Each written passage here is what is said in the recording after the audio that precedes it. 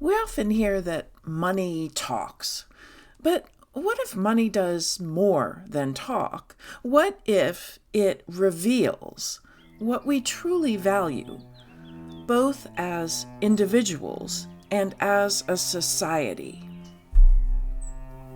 Welcome to Spiritual Geography. I'm Joni Miller.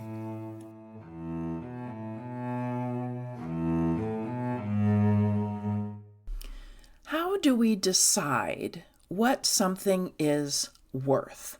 Not what it costs, what it's worth. A house has a price, a car has a price, a gallon of milk has a price. But what about a teacher, a parent, a friendship, a human life? The phrase that first made me think about value came from an unlikely place: the Watergate hearings of the 1970s.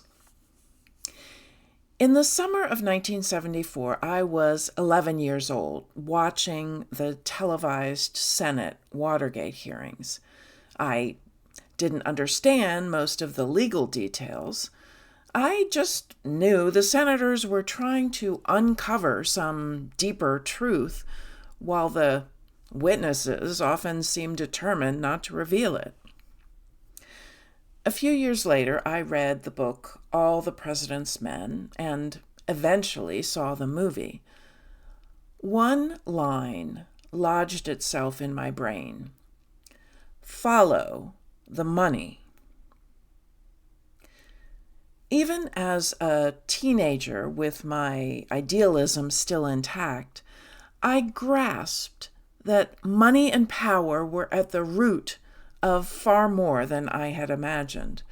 That phrase became a kind of shorthand for me. When something unjust or unexplainable happened, I'd trace the lines backward.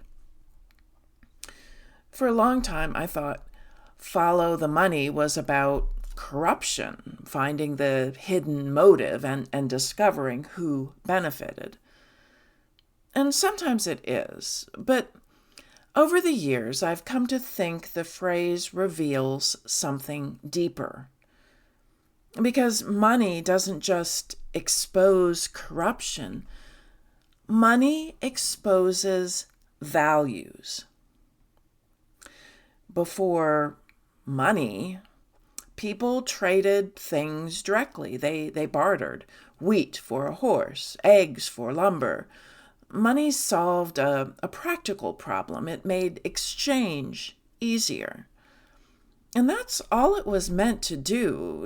It was a tool. In my years working as a government contractor, I spent a lot of time around budgets, contracts, pricing, and negotiations. Money wasn't mysterious. It wasn't evil or virtuous. It was simply a way of moving resources from one place to another.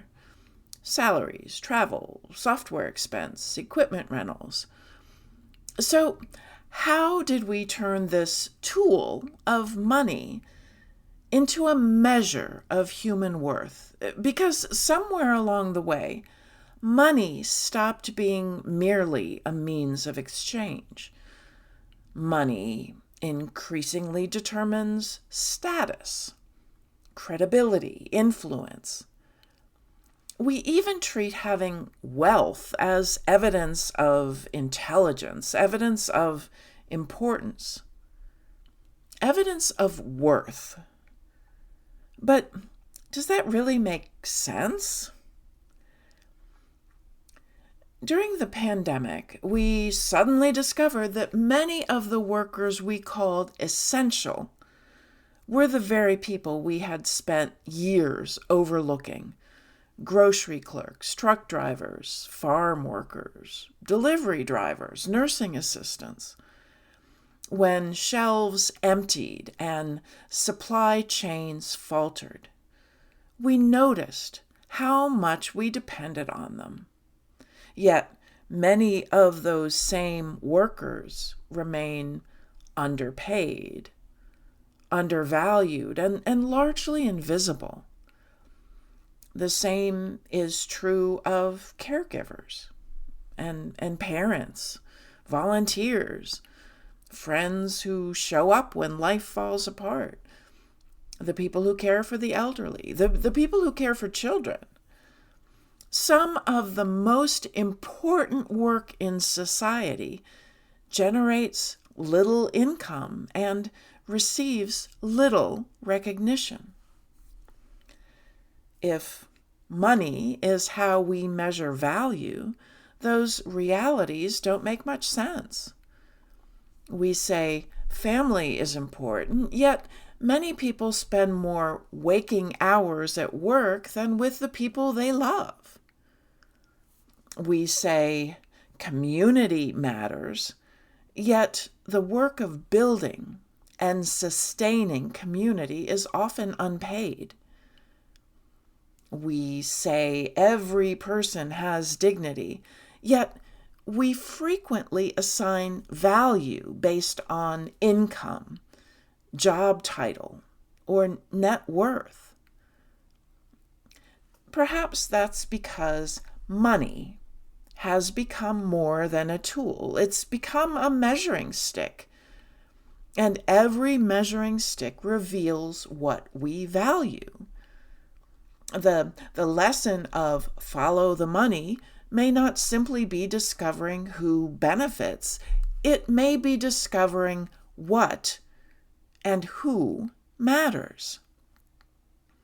Wherever money consistently flows, values are being revealed in governments, corporations, communities, and in our own lives.